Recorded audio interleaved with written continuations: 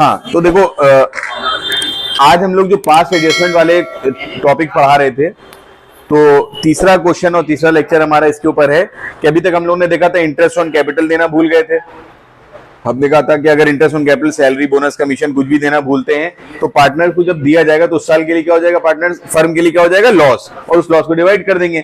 Interest on drawing अगर लेना भूल गई है फर्म पार्टनर से, तो इंटरेस्ट ऑन ड्राइंग जिस साल ली जाएगी तो फर्म के लिए क्या हो जाएगा, एज अ गेन, और वो गेन क्या हो जाएगा, डिस्ट्रीब्यूट हो जाएगा। और वो उस तरह से हम लोगों ने पिछले लेक्चर में बात कर ली थी आज। और उस लेक्चर में हमने ये भी बताया था इससे लास्ट वाले लेक्चर में कि नेक्स्ट जो टॉपिक होगा उसमें हम लोग सब दे रहे होंगे, मतलब interest on capital, bonus, salary, commission, ये सब भूल गए होंगे।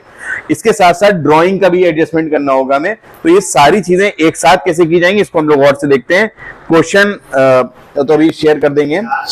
इसमें देखते हैं, यहाँ पे लिखा है net profit for the firm is 30,000। ध्यान से क्वेश्चन पढ़िएगा। प्रॉफिट है 30,000 रुपीज का, जिसमें जो कि ड्यूली डिस्ट्रीब्यूटेड होना है 3 पार्टनर्स के बीच में। आगे लिखा है एबीसी जो है वो एग्रीड रेशियो जो है वो 3:1 है।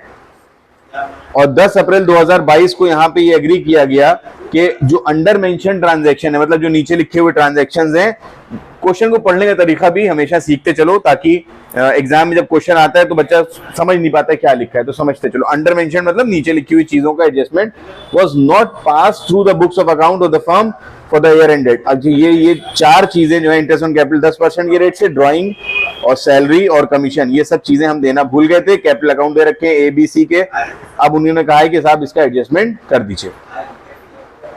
ठीक है, तो अब सबसे पहले हम लोग बना लेते हैं यहाँ पे टेबल शोइंग एडजस्टमेंट्स। ये ना भी लिखो तो कोई ऐसी दिक्कत नहीं है।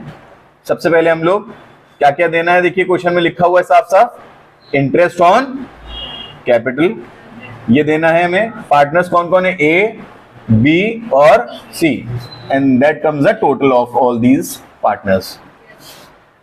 Then this interest on capital will be credited in the books of A, B and C respectively. इसके साथ क्या क्या देना था हमें, और salary and commission. Salary will also be credited in the books of A, B, C and commission will also be credited. Am I clear? ये तीनों चीजें हमारे सामने क्या होंगी, क्रेडिट होगी। क्वेश्चन में दे रखा है कैपिटल दे रखा है 25,000, 20,000 एंड सी की दे रखी है 15,000 रुपीज। तो ऑब्वियसली 10% निकाल लेंगे हम। 25,000 का 2500 आता है, इसी तरह 20,000 का 2,000 और 15,000 का 1,500। So all these will be credited in the books of A, B and C. 2,500, 2,000 और इन टोटल कितना होगा इंटरेस्ट, 6,000। Is it clear? बहुत सिंपल है। इंटरेस्ट ऑन ड्राइंग्स है, उसके बारे में बाद में बात करेंगे। सैलरी है, ए को देनी है और बी को देनी है। ए को देनी है कितनी, ए को देनी है 5,000, बी को देनी है 7,500, सी को कुछ देना नहीं है। कितना हो गया, 12,500 रुपए। ये टोटल हमें सैलरी देनी थी जो नहीं दी, अब इस बार देने हम। और इस तरह कमीशन है जो कि सिर्फ ए को मिलना है, वो कितना है 3,000 रुपए, 3,000 रुपीज ये दे देंगे। That means A will be totally credited by 10,500। A को हम टोटल इस साल कितना देंगे, 10,500। He is liable to receive, he will receive 9,500। और सी को हम कितना देंगे, 1,500। तो टोटल फर्म के ऊपर कितना लायबिलिटी बन रही है पेमेंट करने की, 21,500। देखिए ये वो अमाउंट्स हैं जो हमने जब देना थे जिस साल, उस साल नहीं दिए। तो इसका मतलब हम इस साल देने जा रहे हैं 10,500 रुपए ए को, बी को इतना और सी को इतना, और टोटल इतना आ रहा है। ठीक है। इंटरेस्ट ऑन ड्राइंग हमें हालांकि लेना पड़ेगा, तो हम क्या करेंगे, देखो ये सब चीजें पार्टनर को मिलनी थी, क्रेडिट कर दी, और इसमें से लेस करेंगे हम इंटरेस्ट ऑन ड्राइंग, क्योंकि हम नेट इफेक्ट देंगे ना। नेट ये ग्रॉस अमाउंट है जो हम पे करेंगे। ग्रॉस अमाउंट का मतलब समझते हैं ना, ग्रॉस, उसमें से हम लोग इंटरेस्ट ऑन ड्राइंग को माइनस करेंगे। कितना आएगा, क्वेश्चन में दे रखा है ऑलरेडी। डेबिट करेंगे 350, 250, 150, टोटल कितना हुआ 750। तो इसको माइनस कर लेते हैं हम लोग। नेट इंपैक्ट क्या पड़ा, ए को नेट कितना देना है, नेट कितना है 10,150 रुपए ए को देना है नेट।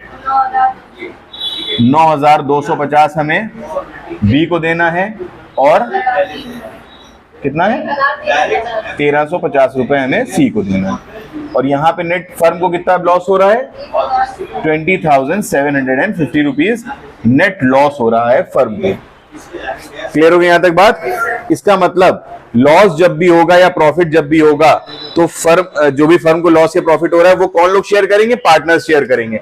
तो यहाँ पे हम क्या करेंगे? डिवीजन ऑफ लॉस, क्योंकि एग्जैक्ट लॉस कितना हो रहा है net 20,750 and that will be divided in the ratio of 3:1:1। 3 हिस्से ए को मिलेंगे, लॉस शेयर करेंगे, एक हिस्सा बी और एक हिस्सा सी। तो कितना आ जाएगा वो 12,450 डेबिट हो जाएगा। ये कितना हो गया और ये भी 4,150।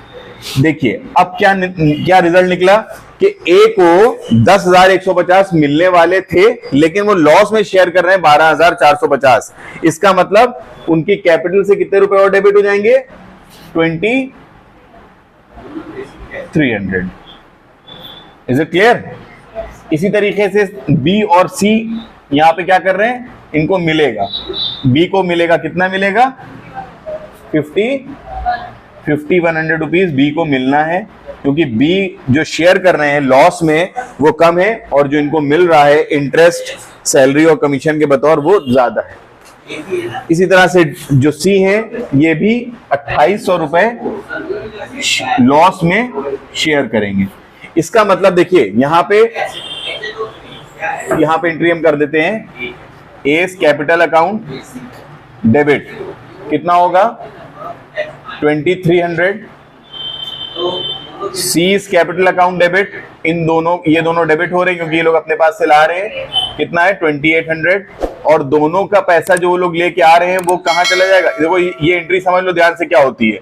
नॉर्मली बच्चों को करना आती है लेकिन समझ नहीं पाते हैं। इसको हम यहां पर से मिटा दे रहे हैं ताकि आसानी से लिख सकें।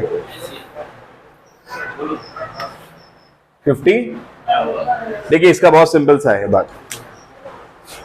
ये 3 पार्टनर्स हैं ए, बी और सी।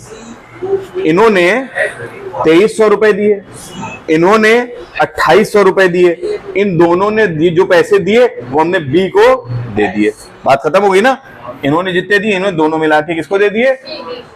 एज सिंपल एज दैट, क्योंकि तीनों को मिला के ही क्या बनती है? फर्म। एम आई क्लियर और नॉट? चलो